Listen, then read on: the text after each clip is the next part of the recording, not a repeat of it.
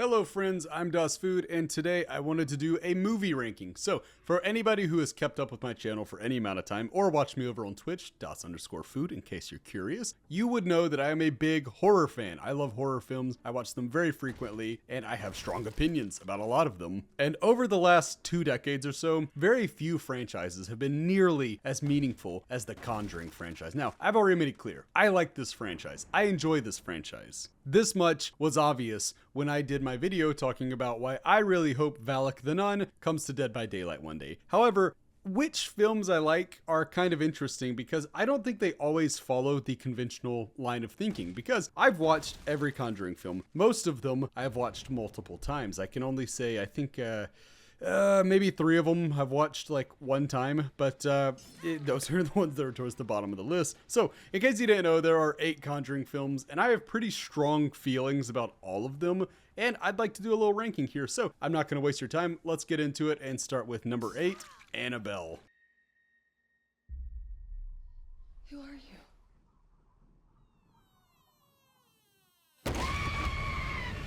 Now, from the start, I can easily say this film was not made for me because I do not find the Annabelle doll all that scary. I don't find the real-life Raggedy Ann doll that is based off of scary, and I don't find the doll in the film scary. So, they try to do a couple of jump scares where the doll just, there's the one scene where it just drops down into view and it's like, oh my gosh, it's a doll! But yeah, it's a doll, right? I mean, that doesn't really do a whole lot for me. It didn't scare me in the slightest. And this isn't big, bad, tough guy, Das Food, William Squilliamson coming in saying, oh, I'm not scared of it.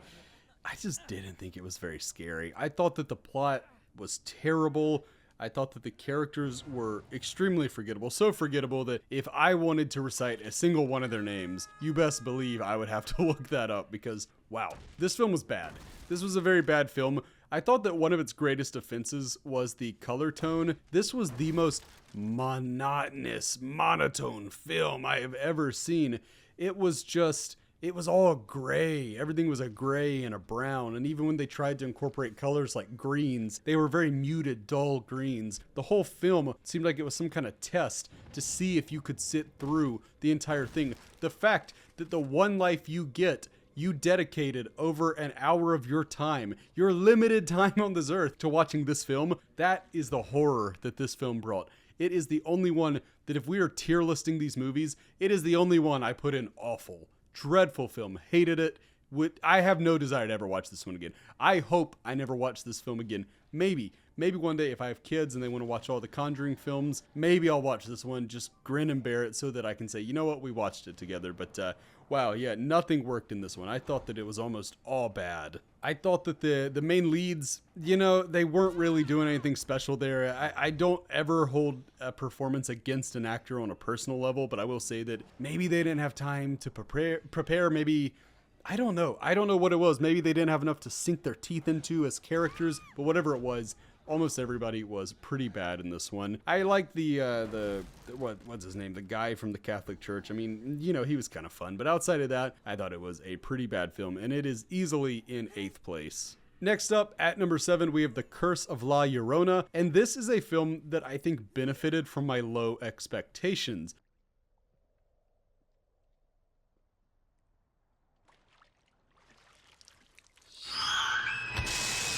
I had heard time and time again that this was a terrible film, and after watching it, I can say, yeah, it's not great. I don't think anybody's going to mistake this one for The Godfather or Citizen Kane, but I will say, if you're there for a good popcorn movie, you just chomp down on some popcorn, you watch some cheesy horror, it's fine. I've seen a lot worse. I think Linda Cardellini really brings it here. I think she is extremely strong in this outing, despite the fact that I don't think she had a lot to go off of. Really, my biggest issue with this film is that you take a Mexican legend, Mexican folklore, and you put it in California. Now, I realize there is a heavy Latino presence in California. I realize that. But it's not Mexico. Just because that's like saying, well, we're going to do Mulan, but we're going to set it in New York's Chinatown. It's not the same thing, right? It's not the same thing at all. And that really just kind of rubbed me the wrong way from the beginning. However, with that being said, I thought the film was fine. Was it great? No, it wasn't great, but it gets a meh for me. It's just a meh film. I would watch this one again. Unlike Annabelle, I would watch this one again. This was a film that didn't have just a ton going for it, but you know, as far as kind of schlocky horror films go, I thought it was fun. It was an enjoyable enough time. I would say if you haven't seen it because of all the negative reviews, I mean, really anytime you're not watching something just because of reviews, I would say go watch it because, hey, you know, you may be surprised. So overall, is it great? No. Is it good? Probably not. But is it decent? No, also probably not that, but it's kind of so bad it's good. There are things about this one that it's kind of fun. Next up, we have a real disappointment. If La Llorona was the recipient of kind of a benefit of me thinking it was going to be terrible, I think that this next one had the opposite problem, and that is The Conjuring 3, The Devil Made Me Do It. I failed as a priest. I failed as a father. Please, God, don't let me fail. So, the mainline Conjuring films, I'm not going to hold this off till later in the ranking. I'm going to go and tell you, they're damn good. They are really good movies. And I thought that if one thing could be counted on, it was that the mainline Conjuring films would be very, very good. Tragically, I was not entirely accurate with that one. Now, I do want to say, this one was not terrible. It was not incompetently made. It just has the issue of being a very boring film in a lot of ways. It's a film that never really feels like it kicks it into high gear. They try to do some things, and rest assured that Patrick Wilson and Vera Farmiga are still great as the Warrens. Their chemistry is so good. They really feel like a married couple that just genuinely loves each other, and that's awesome. They really bring it here. But almost everything else about the plot is entirely forgettable, and it's the only one of the 3 Conjuring films where I can constantly recall myself just checking my phone and thinking like, gosh, okay, it's only been like 30 minutes. Okay, wow, it's only been 45 minutes. Wow. I was kind of waiting for this one to end. It wasn't without its moments, but it was pretty weak overall, especially because it carries the Conjuring name. Not the Conjureverse name, but the Conjuring name. This was a mainline entry. It's kind of like how the Avenger films are expected to be better than, let's say, any given Thor or Captain America film. You need the big ones to really deliver, and I didn't really feel like this one did. Was it terrible? No. But you could tell that James Wan was not directing this one for the first time in the mainline entries. It lacked that James Wan touch, and overall, it was just not a great film. Not terrible, but not great. Next up, we enter what I would consider the next tier when we get to number 6, which is number 5, which is going to be The Nun.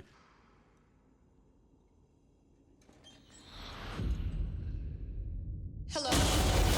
Now, this one is a bit of a shame because I'm one of those film nerds that likes to watch all the behind the scenes stuff. And one thing that was immediately obvious is everybody that worked on this film was very passionate about it. They had a lot of love for what they were doing, and they really wanted to make something great. And I love that. I love seeing that.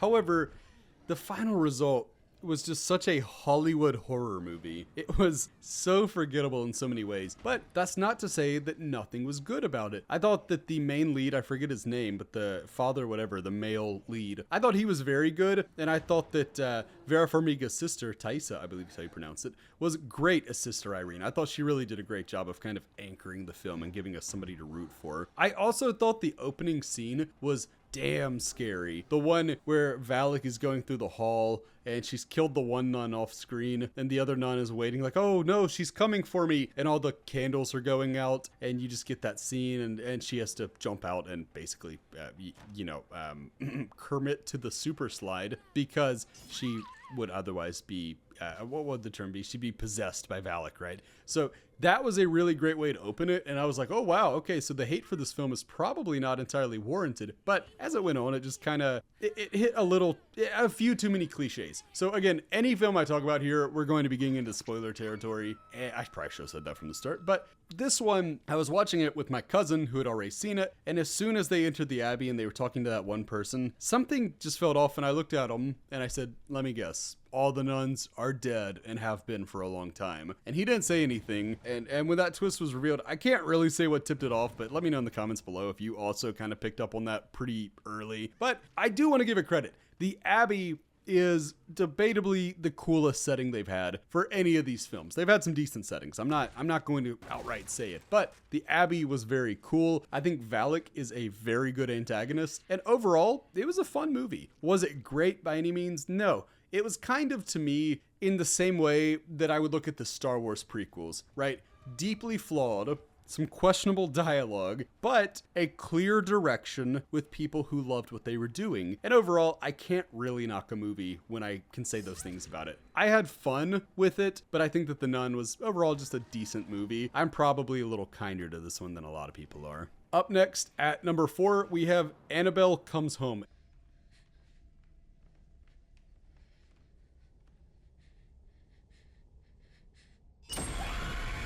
And I gotta say it, I mentioned earlier the thought of like watching horror movies with my potential future children, right? This is the perfect movie to watch with your children if you want to get them into horror. This is not a scary movie. I'm going to lead with that one. Annabelle Comes Home was not scary. In fact, it wasn't even unsettling.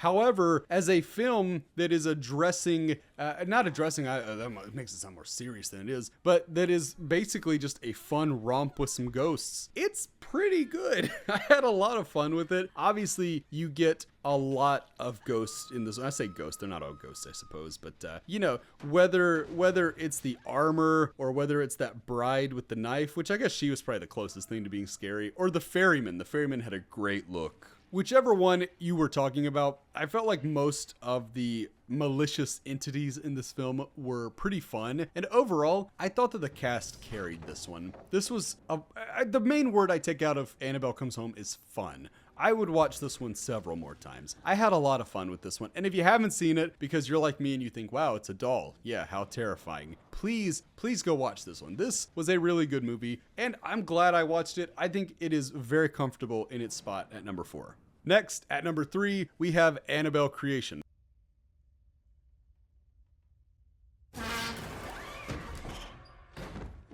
And what this film accomplished, well, it actually accomplished quite a few things, but what I want to give it credit for as accomplishing is it's the first time that any of the Conjuring films have made me remotely afraid of the Annabelle doll. They did such a good job of keeping that doll in the background of shots so that your eyes naturally glance over to it and you wonder, not is it gonna move, but when is it gonna move? And you know what? It doesn't always move. Sometimes it just sits there and it stares at you, and you're waiting and waiting, and nothing happens, which very much reminds me of the initial Conjuring film. And I think that is really good, so that when it finally does something, it actually kind of catches you off guard. So really, really well done there. I am a pretty big fan of this film. I've seen it a few times, and I think the setting is good. I think the main cast of kids especially is good, but then I love the adults in it as well. I forget their names. I'm sorry. I didn't do that kind of research for this. I'm just kind of firing from the hip here. But I thought that the adults were all 3 of them were really good in their roles. It was also a kind of fun one because you had that mystery of what happened to the wife, why does she stay in her room, yada yada. It was fun. Overall, I think it was a pretty fun movie, and it wasn't fun in the same sense of Annabelle Comes Home. Annabelle Comes Home was fun in that the word romp comes to mind. This one was more fun in the sense of, wow, that is kind of chilling. Now, were there some things that were a little silly? Yeah, I mean, it's an Annabelle movie. It's not going to be perfect. But overall, I thought it was a good one. And as far as the non-mainline films are concerned, I think it's easily the best one. And it's the one I would most recommend if you haven't watched any of the non-mainline ones. Next up, we get what I think might be the most controversial placement here, but we're down to 2 films, so, you know, take heart. I'm going to put the original Conjuring at number 2.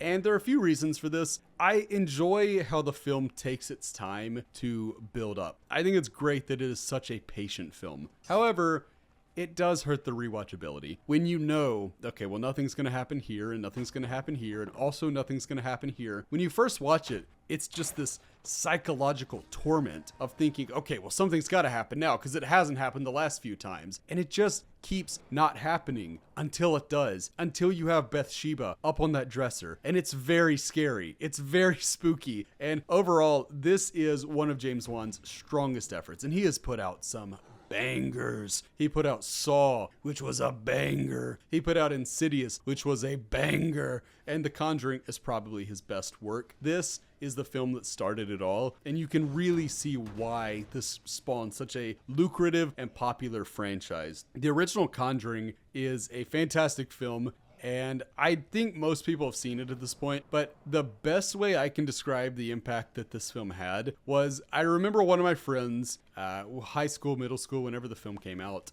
he said he watched it in theaters and then he said he slept with a Bible for a week. And that is such a good testament to how scary this film is. It is a deeply unsettling film, but what I think really sets Conjuring 1 and 2 apart from the rest of them is the ample heart that is brought into it by Ed and Lorraine Warren, because Patrick Wilson and Vera Farmiga are so fantastic. They bring such a warmth to the horror. You have these moments of just abject despair and fear, but then you also have these touching, very sweet moments where you just want to live in this universe with them. You just kind of want to watch a little while longer. And it's really, really good stuff. If I had to knock it for anything, I think maybe the final act of the film gets a little cliched and a little hackneyed, but outside of that, really, really good film. I mean, sincerely, we're in like 8 out of 10, 9 out of 10 type territory. Very, very good horror film. And lastly, you've probably figured this one out by process of elimination. We have The Conjuring 2.